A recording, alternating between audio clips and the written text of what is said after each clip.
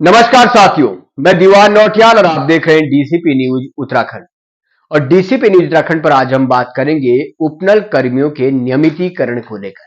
जी हां, हम आपको बता दें, पिछले लंबे समय से उपनल कर्मी अपनी नियमितीकरण की मांग कर रहे थे, लेकिन सरकार के द्वारा उनको नियमितीकरण का फैसला लेने में कहीं मशक्कत का सामना करना पड़ रहा है। और हाल ही में सुप्रीम कोर्ट का निर्णय आने के बाद अब सरकार के लिए और भी उपनल कर्मियों के नियमितीकरण का यह मामला गले की फांस बनता दिखाई पड़ रहा है। जी हां, चलिए बात करते हैं सुप्रीम कोर्ट के फैसले पर। जी हां साथियों, सुप्रीम कोर्ट के फैसले को लागू न करने को लेकर उपनल संयुक्त मोर्चा और महासंघ के पदाधिकारी विभिन्न विभागों में जाकर अब गेट मीटिंग करके आगामी 11 नवंबर को एक महारैली के लिए तैयारियों में जुट चुके हैं। ये महारैली सचिवालय कूच के लिए की जाए।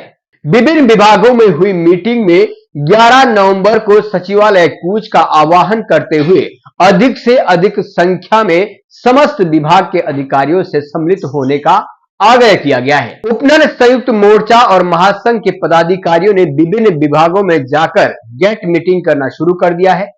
उन्होंने कहा है कि आगामी 11 नवंबर को सचिवालय कूच का आह्वान किया गया है और यदि उसके बाद भी सरकार हरकत में नहीं आती है तो अनिश्चितकालीन के लिए धरना प्रदर्शन किया जाएगा। ऐसे में सरकार के लिए अब गले की फांस बनना तय है। सरकार के लिए मुसीबत इसलिए भी हो गई है क्योंकि पिछले 15 अक्टूबर को जो सुप्रीम कोर्ट का निर्णय निकला है, उस फैसले ने उपनल कर्मचारियों के लिए बेहद ही राहत देने का काम किया है। हम आपको बता दें कि पिछले 15 अक्टूबर को सुप्रीम कोर्ट के द्वारा सरकार की एसएलपी को खारिज कर दिया गया है।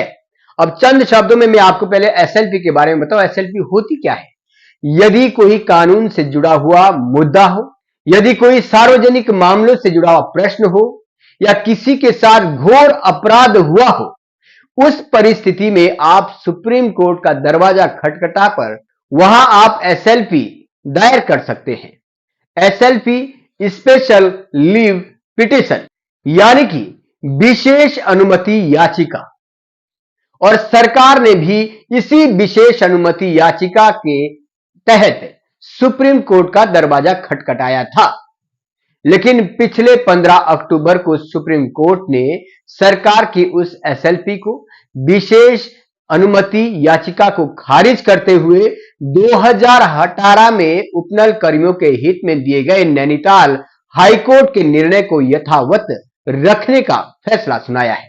लेकिन उसके बावजूद भी सरकार की उपनल कर्मियों के प्रति उदासीनता को देखते हुए अब उपनल संयुक्त मोर्चा और महासंघ के पदाधिकारियों ने विभिन्न विभागों में जाकर गेट मीटिंग के माध्यम से आगामी सचिवालय कूच महारैली को सफल बनाने की तैयारी कर ली है। उन्होंने कहा है कि 11 नवंबर के बाद प्रदेश की चिकित्सा से लेकर ऊर्जा से लेकर परिवहन जैसे महत्वपूर्ण विभागों पर पूर्ण रूप से कार्य को बाधित कर दिया जाएगा, जिसका असर आम जनता पर पड़ना तय है। तो क्या सरकार 11 नवंबर से पहले कोई निर्णय सुनाएगी?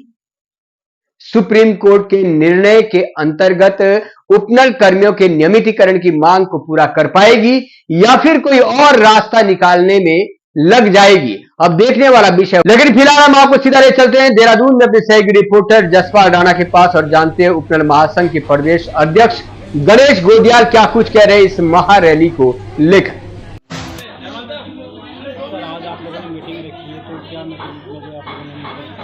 देखिए, 11 तारीख को हमारी एक महा आक्रोश रैली का आयोजन हुआ था।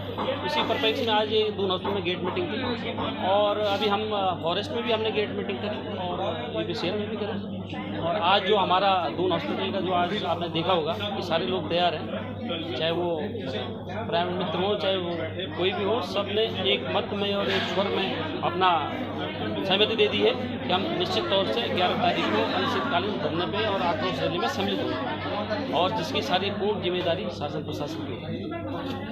पिछली बार भी आप लोग हड़ताल पे गए थे पिछली बार का एपिसोड अलग था क्योंकि सरकार के पास एक बहाना था कि भाई तुम्हारा मामला माननीय सुप्रीम कोर्ट में लंबित है। इस बार कोर्ट ने अपना डिसीजन दे दिया है, तो अब तो सरकार को करना चाहिए इम्प्लीमेंट। जो माननीय हाई कोर्ट का आदेश है उसको लागू करें। हम हड़ताल करना हमारा शौक थोड़ी है। ये है कि अब सुप्रीम कोर्ट का डिसीजन खत्म हो गया, अब रोड से हम लड़ाई लड़ेंगे सरकार।